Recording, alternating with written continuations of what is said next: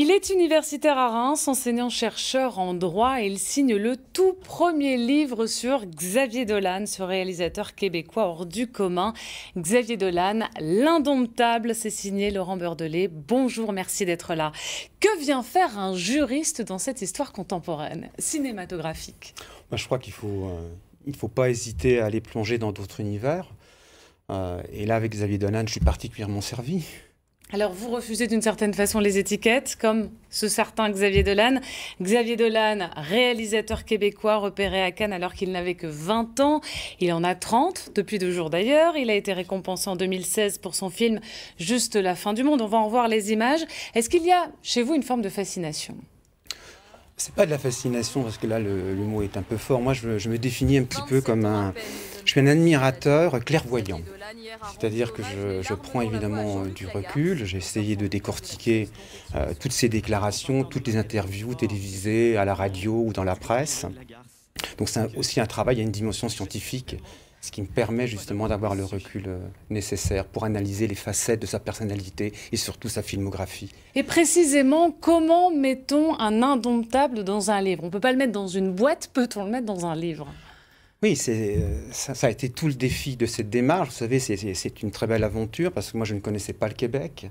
Donc finalement, à travers Xavier, j'ai été amené à découvrir aussi ce pays. C'était nécessaire pour replacer ces déclarations dans le contexte politique, économique et social de la belle province.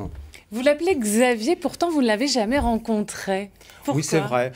Honnêtement, comme je disais à l'instant, je suis un admirateur, mais j'éprouve une certaine tendresse, la tendresse d'un grand frère pour un petit frère quelque part. Donc, c'est l'explication peut-être. Et puis quand on travaille 4 années sur quelqu'un, finalement, il y a une proximité qui se crée. Donc, alors, on va revoir des images de son film, le film pour lequel il a été récompensé à Cannes, Juste la fin du monde. En quoi marque-t-il le cinéma à seulement 30 ans? On rappelle, il n'a que 30 ans. Mais c'est la modernité de son cinéma, c'est le fait, d'une part c'est un cinéma de l'émotionnel, donc ça, la musique, les dialogues, la mise en scène, tout est au service de l'émotion dans son cinéma. Mais en plus, ce qui est original, c'est qu'il va butiner, picorer dans les œuvres cinématographiques, dans les livres d'art, dans les livres de photographie, dans les séries télévisées aussi. Et il brasse tout ça pour imposer un style personnel. C'est ce qui fait, à mon sens, la véritable modernité de son cinéma. C'est clairement le réalisateur dans son temps, dans son époque, soucieux et conscient des enjeux, notamment à propos de l'homosexualité. Vous écrivez « Il fustige ceux qui redoutent que l'autre puisse nous contaminer par sa différence, ceux qui ont peur que les homosexuels les homosexualisent ». C'est ça qui vous fascine notamment, il a toujours le mot juste, dites-vous. Absolument. Alors, tout d'abord, Xavier Dolan, c'est pas véritablement un militant, mais il s'est toujours échiné à condamner et à pourfendre l'intolérance. Et c'est vraiment une thématique aussi de son cinéma.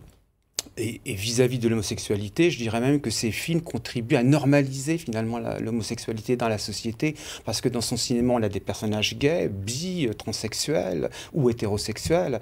Donc en fait, il veut démontrer que la sexualité, elle est plurielle. Premier livre sur Xavier Dolan au monde. C'est le premier. Ça vous met une sacrée charge sur les épaules, non? Oui, c'est une pression. C'est une pression parce qu'on ne veut pas décevoir ceux qui vont lire le livre. Et sans doute Xavier Dolan en particulier. Il le lira sans doute car il lit quasiment tout ce qui le concerne, me disiez-vous. Je l'espère, mais là il est quand même très pris par la post-production de son 8e film qui va probablement être pressenti au Festival de Cannes dans quelques semaines. Un jour peut-être aurez-vous un retour et dire que l'histoire ne fait que commencer. Concluez-vous, le livre est sorti au Québec mercredi dernier. Il sort autour du 18 avril en France. Merci beaucoup d'être venu ce midi. Ça fait un plaisir.